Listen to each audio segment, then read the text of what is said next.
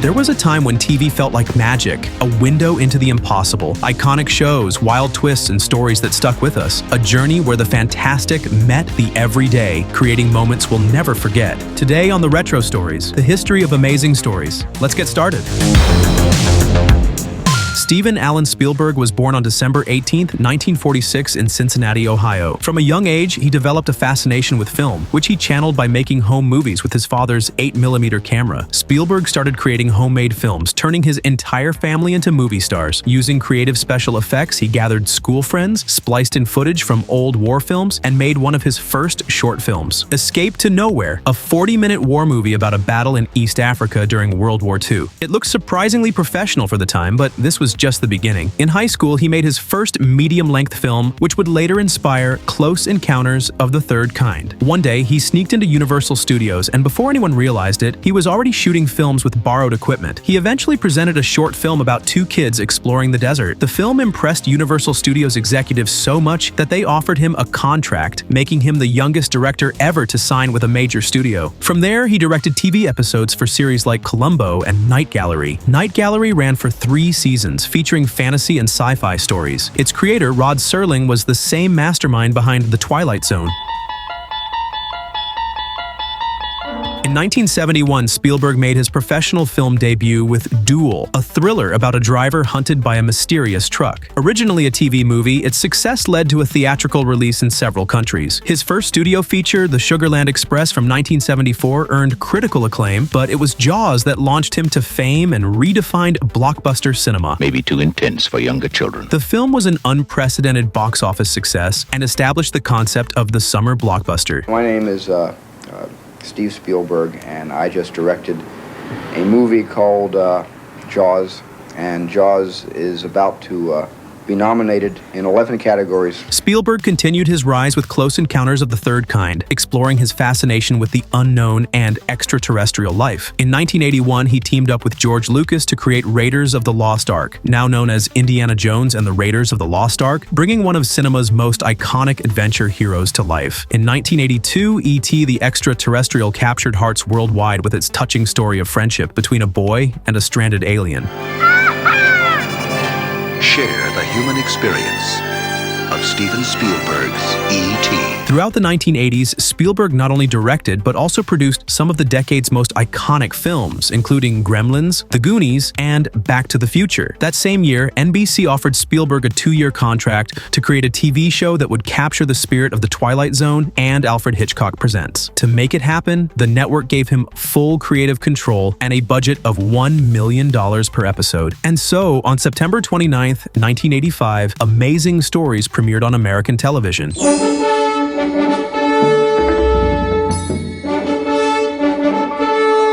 The first episode to air was Ghost Train, written by Steven Spielberg and adapted by screenwriter Frank Dees. It follows an old man who disapproves of his son building a house on the site where, 75 years earlier, he accidentally caused the derailment of the Highball Express. Convinced that his fate is to board the train when it returns, he warns his grandson that it will pass right through the house, which ultimately happens. A week later, the main attraction premiered, another original Spielberg story. It follows a high school star athlete and prom king candidate who is struck by a meteorite during a meteor shower, giving him strange magnetic properties. The third episode, Alamo Job, starred Kelly Reno, known from The Black Stallion. Set during the Battle of the Alamo, a 15-year-old boy is sent to deliver a message from Colonel William Travis to John Lefferts. However, he accidentally time travels to San Antonio in 1985, where he stirs confusion while trying to complete his mission. Mummy Daddy tells the story of an actor filming a movie about a legendary swamp-dwelling mummy. While in full costume, he learns his child is about to be born and rushes to the hospital without removing his disguise.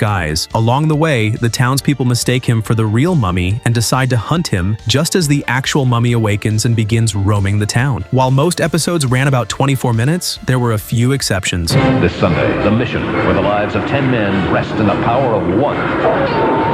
Sunday, a special one-hour episode. Aired on November 3rd, 1985, the mission tells the story of Jonathan, a brave gunner and aspiring comic book artist who becomes trapped in the belly turret of a Boeing B-17 during a mission. With the landing gear damaged, the only way to land is for the crew to parachute out while the plane crashes, an outcome that would mean certain death for Jonathan. Desperate, he must rely on his imagination to find a way out. This episode is truly remarkable not only for its gripping storyline but also for its stellar cast, including Kiefer Sutherland, Kevin Costner, and Peter Jason. With a bit more character development and extended runtime, it could have easily been a full-length feature film. The amazing Fallsworth followed a psychic who discovers that someone in his audience is a murderer. Fine-tuning was set in a small town where 3 teenagers build a powerful antenna and unexpectedly make contact with aliens who turn out to be obsessed with Earth's television. Other episodes like Mr. Magic, Guilt Trip, and Remote Control Man also delved into the realm of fantasy. In Remote Control Man, we even see Chunk from the Goonies playing a bratty punk kid. NBC took the opportunity to feature cameos from its other shows, including Dirk Benedict from The A-Team, Gary Coleman from Different Strokes, and even K.I.T. from Knight Rider. As expected, a holiday-themed episode aired the week before Christmas. Titled Santa 85, the episode follows Santa Claus as he gets arrested after accidentally triggering an alarm while delivering gifts. An Amazing Stories Encore celebration. Got that bag and raise those mittens. Christmas one boy can save.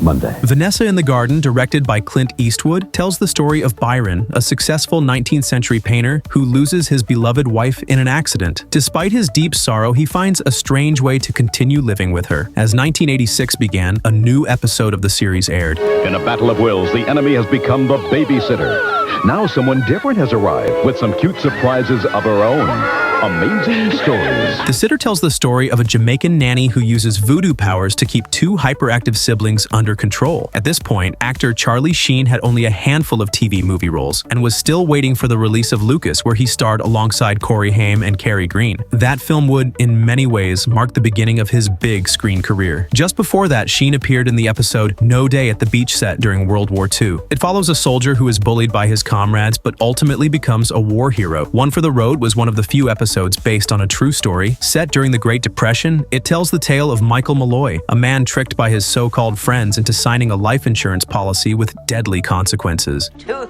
your health. The prestige and reputation of Steven Spielberg and his work attracted actors like Mark Hamill, who was at the height of his career at the time, to join the series. A magical creature will pursue him for the next half-century and will one day save his life.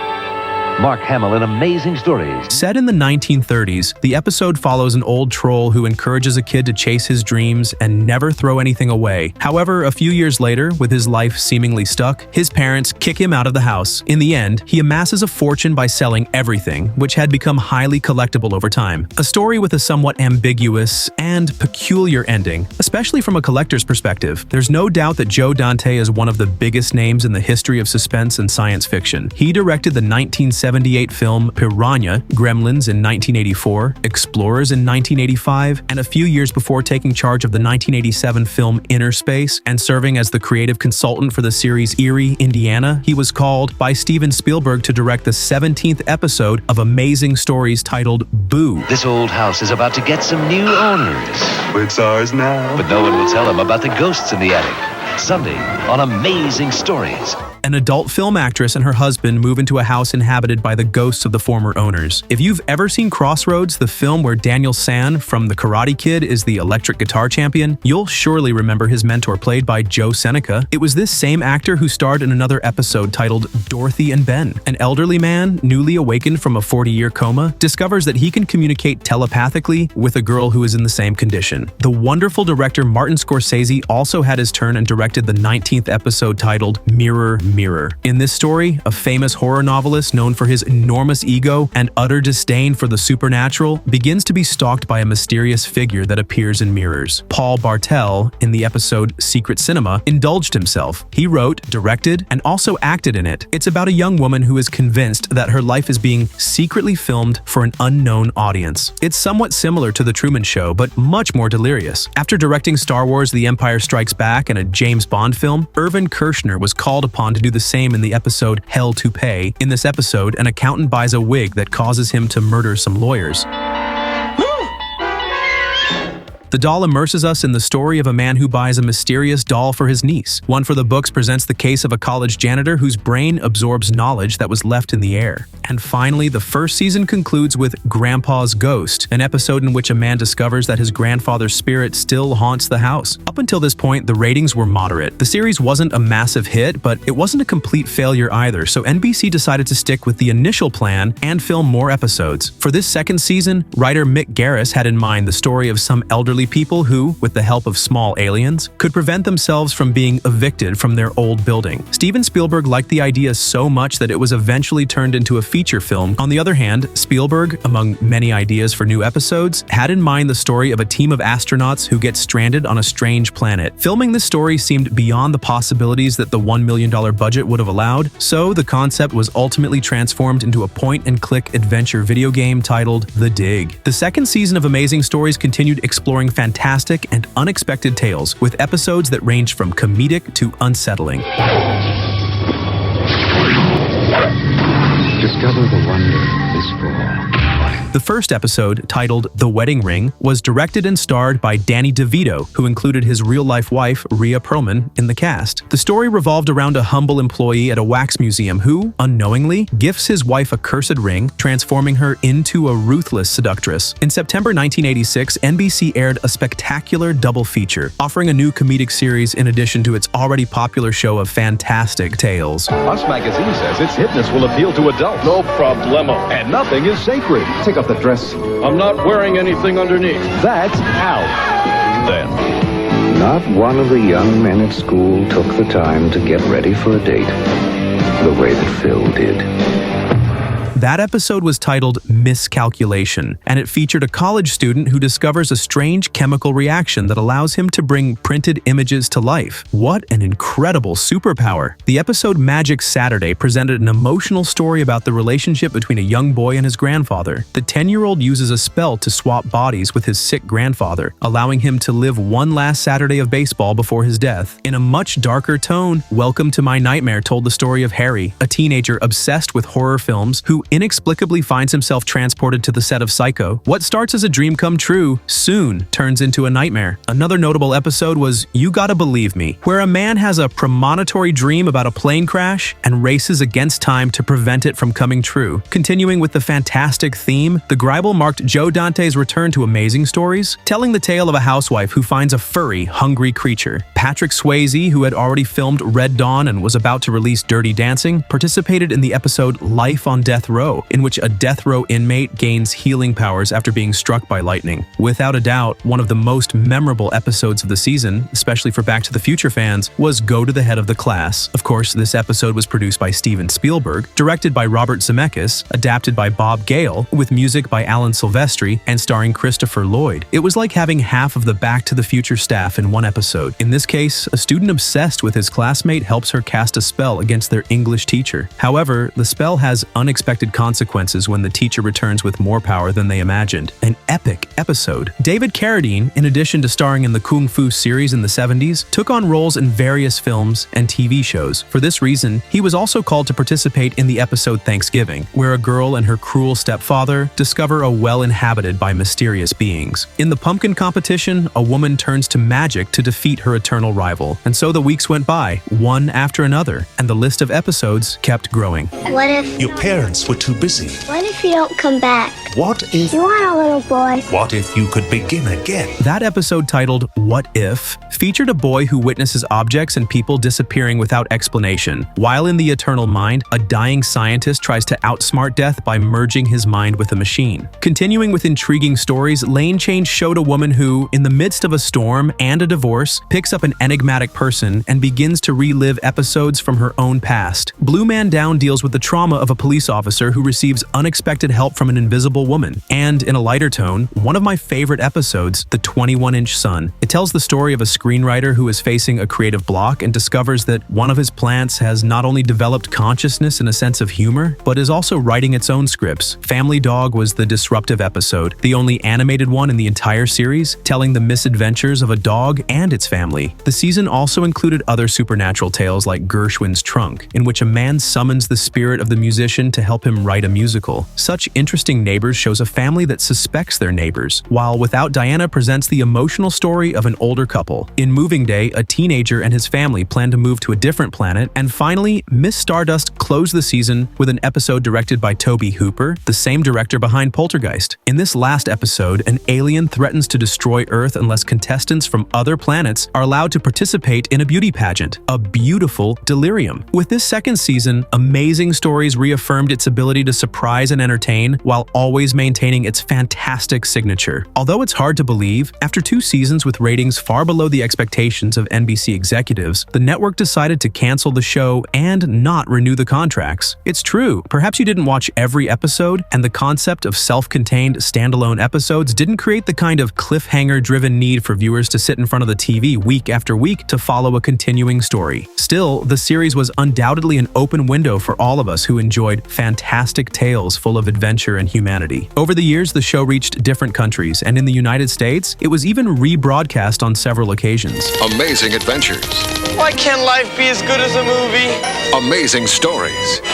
Tonight at 10 p.m. In Argentina, the publisher AVH released several episodes on a series of 5 VHS tapes that could be rented at video stores. Although each VHS had a volume number, the episodes weren't in the same order they were originally aired on TV. In fact, episodes from the second season were mixed in with those from the first. But even so, renting those tapes to enjoy them at home was a glorious experience. And even better, with the arrival of new digital formats at the end of the 90s, the first season could also be enjoyed with all the benefits of DVD. Amazing Stories Season 1, now on DVD for the first time. Steven Spielberg presents stories filled with fantasy and wonder. Amazing Stories Season 1, now on DVD. 2 seasons, a total of 45 episodes, and a modern revival that premiered in 2020. Without a doubt, Amazing Stories left its mark on an entire generation, leaving a legacy that other series like Goosebumps, Eerie, Indiana, or even Black Mirror would carry on in the years that followed. That's all for today. Let me know in the comments which Amazing Stories episode is your favorite. Don't forget to like the video, subscribe to the channel, and I'll see you next time.